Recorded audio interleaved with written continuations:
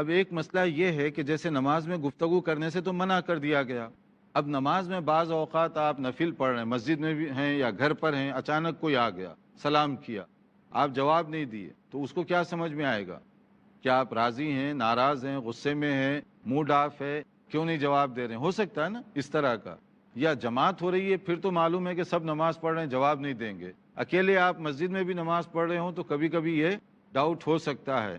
تو ایسی صورت میں اگر صرف ہاتھ کا اشارہ کر دیا جائے یا کھکار دیا جائے تھوڑا سا، اس کو پتہ چل جائے گا کہ آپ نماز پڑھ رہے ہیں، تو اتنا اشارہ کافی ہے، ہاتھ کا اشارہ خاص طور پر یہ کافی ہے۔ یہ نہیں کہ جماعت ہو رہی ہے، ایک آدمی آیا السلام علیکم، ہاتھ اٹھائے، پھر سارے نمازی ہاتھ اٹھا دیے، پھر دوسرا السلام علیکم، پھر ہاتھ اٹھا دیے، یہ نہیں۔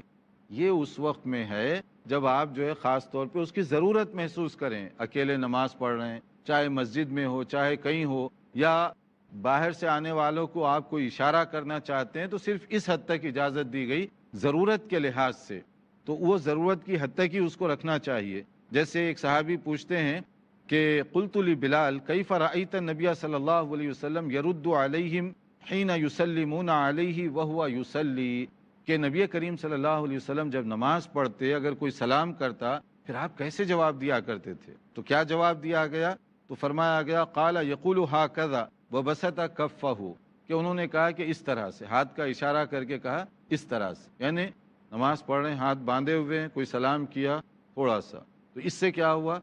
پتہ چل گیا آنے والے کو کہ بھی نماز میں مصروف ہیں، تو اب وہ برا بھی نہیں سمجھے گا، تھوڑی دیر کے لیے انتظار بھی کرے گا۔ ورنہ کیا ہوتا ہے بعض اوقات اب وہ سلام پہ سلام کرے گا یا سوال کرنا شروع کر دے گا اور سوچے گا کہ کیوں نہیں جواب دے رہے ہیں۔ جیسے بعض لوگ ہوتا ہے نا، ایک بار موبائل نہ اٹھاؤ، 2 بار 3 بار 4 بار فوری رنگ کریں گے، تو آدمی جو ہے اور پریشان ہو جائے۔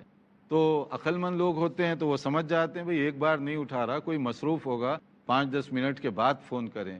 ورنہ جو ہے اب وہ فون پہ فون کرنے کا مطلب ہے جو اٹھانے والا وہ بھی نہیں اٹھائے گا پھر۔ تو نماز میں بھی جو ہے ذرا سا آدمی کو احتیاط کے، سوال پر سوال آپ کریں گے تو اس کی وجہ سے اس کو اور زیادہ پریشانی اور تکلیف ہوگی۔